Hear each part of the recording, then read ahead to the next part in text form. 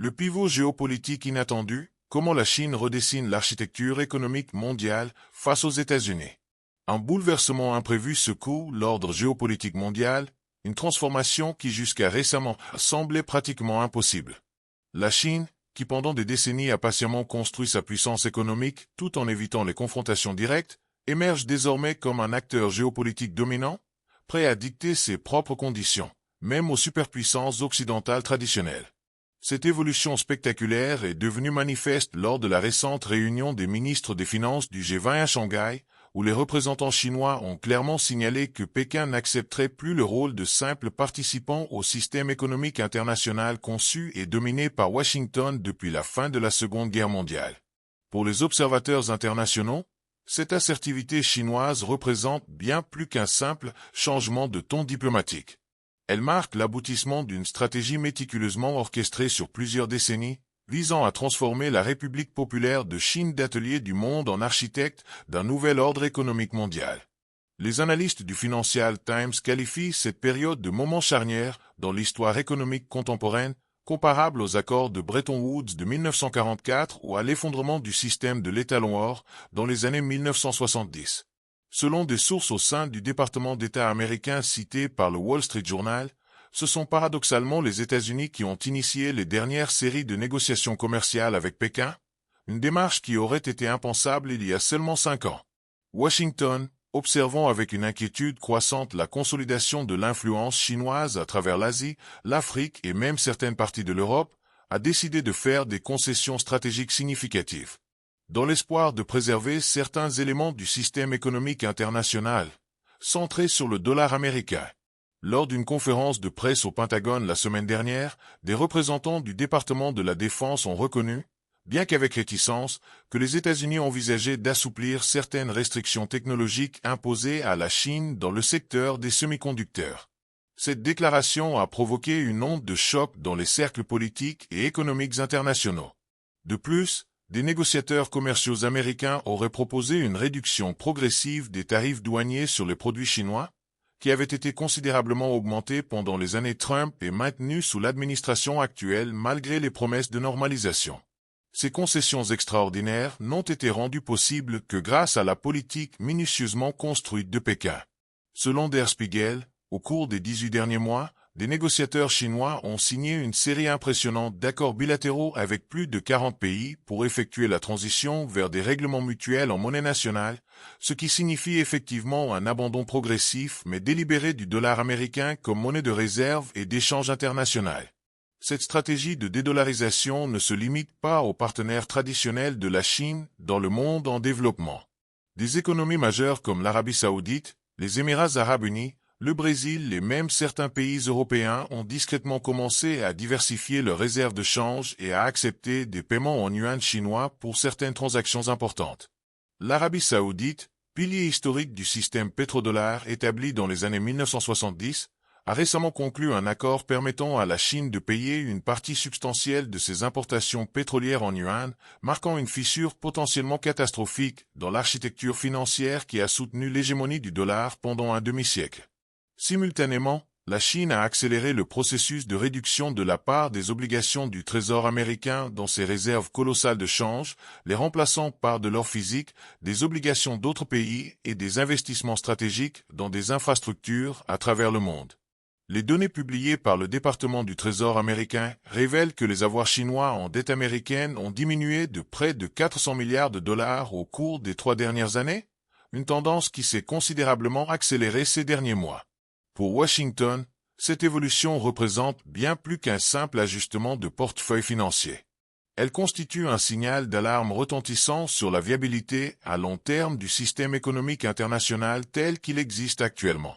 Perdre la Chine comme principal détenteur étranger de dette américaine signifierait non seulement un coût géopolitique majeur, mais également une menace existentielle pour le système du dollar qui permet aux États-Unis de financer leurs déficits budgétaires et commerciaux massifs sans les contraintes auxquelles sont confrontés d'autres pays. Des sources au sein de l'administration américaine, citées par Politico, affirme que lors des réunions du Conseil de sécurité nationale, de nombreux hauts fonctionnaires ont exprimé des préoccupations graves quant au fait que la Chine a effectivement commencé à jouer sur plusieurs fronts simultanément avec une sophistication croissante. D'une part, Pékin continue de maintenir des relations économiques massives avec les États-Unis et l'Europe, son marché d'exportation crucial. D'autre part, elle affirme de plus en plus ses propres intérêts stratégiques, souvent en contradiction directe avec les positions de Washington et de ses alliés. Il suffit de rappeler l'initiative des nouvelles routes de la soie, le projet d'infrastructure le plus ambitieux de l'histoire moderne, qui englobe désormais plus de 150 pays et organisations internationales. Ce projet, officiellement lancé en 2013, a transformé la présence chinoise à travers l'Eurasie, l'Afrique, l'Amérique latine et même certaines parties de l'Europe. Les investissements chinois dans les ports, les chemins de fer, les réseaux énergétiques et les infrastructures de télécommunications créent progressivement un réseau d'interdépendance économique centré sur Pékin plutôt que sur Washington ou Bruxelles. Les médias chinois, en particulier le Global Times et le China Daily, ont présenté les récentes négociations avec les États-Unis comme une validation de la politique étrangère assertive de Pékin.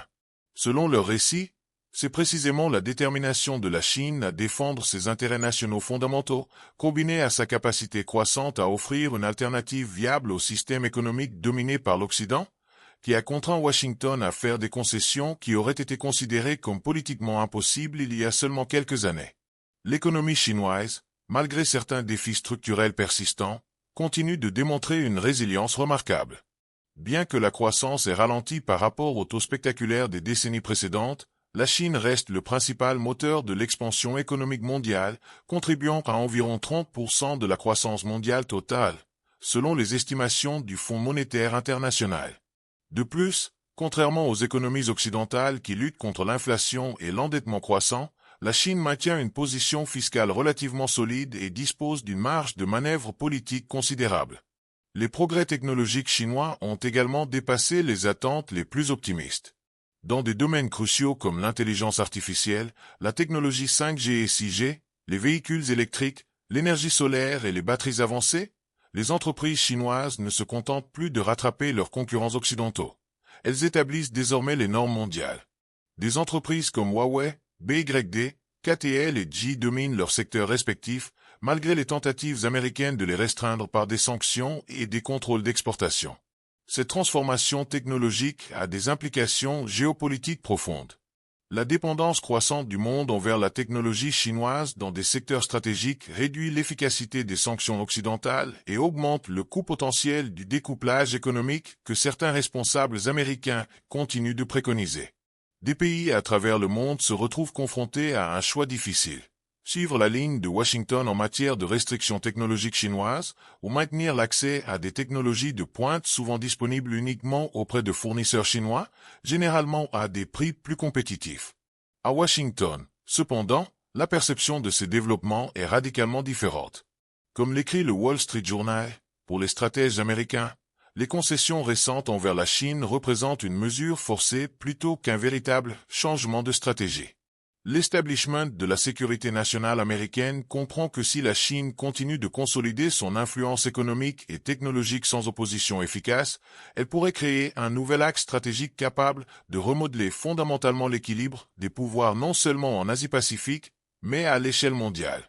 C'est précisément pour cette raison que l'administration américaine, malgré la rhétorique publique belliciste des deux principaux partis politiques, se montre discrètement prête à fermer les yeux sur de nombreuses actions chinoises qui auraient provoqué des réponses bien plus fermes dans le passé.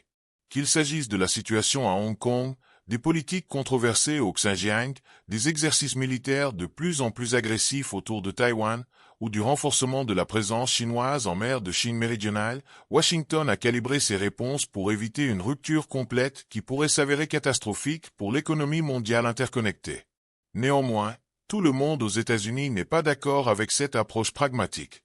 Des faucons au Congrès, tant républicains que démocrates, ont déjà déclaré que faire des concessions à la Chine sans obtenir de contrepartie substantielle en retour saperait non seulement la crédibilité américaine auprès de ses alliés, mais encouragerait également Pékin à adopter une attitude encore plus assertive.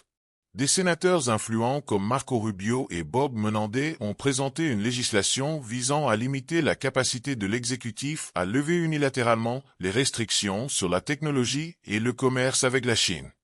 Mais les partisans d'un engagement pragmatique avec Pékin rétorquent que l'alternative, une confrontation économique totale, serait bien pire. Ils soulignent que le découplage économique complet entre les deux plus grandes économies mondiales provoquerait une récession mondiale dévastatrice, perturberait les chaînes d'approvisionnement mondiales construites sur des décennies, et pourrait même augmenter le risque de conflits militaires. De plus, une position américaine trop rigide pourrait pousser la Chine à accélérer la création d'un bloc économique alternatif complètement séparé des institutions et systèmes dominés par l'Occident.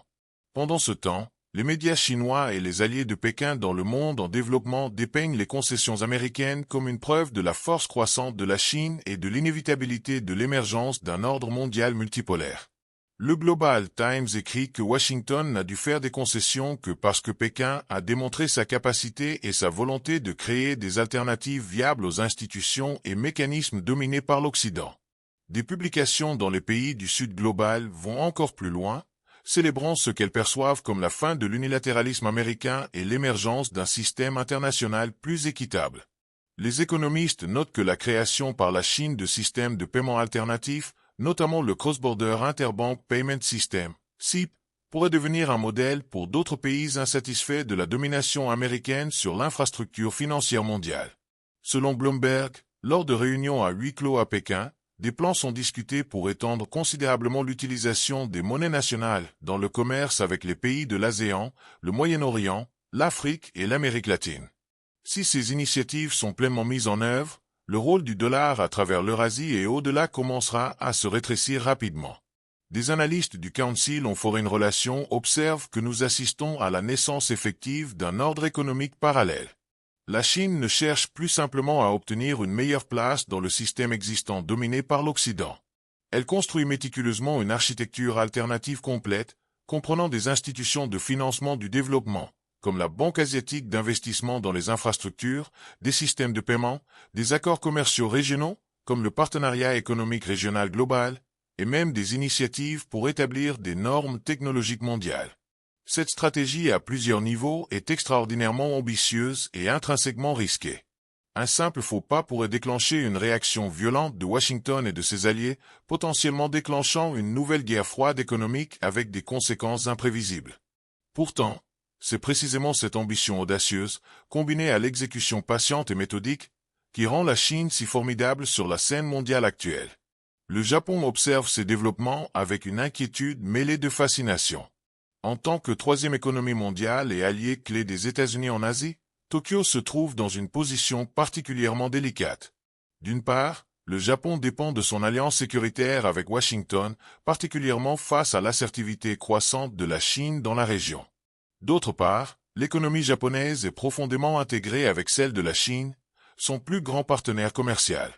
Des sources au sein du ministère japonais des Affaires étrangères, citées par le Nikkei Asian Review, révèle que Tokyo mène discrètement ses propres négociations avec Pékin, cherchant à stabiliser les relations bilatérales tout en maintenant son alignement stratégique fondamental avec Washington.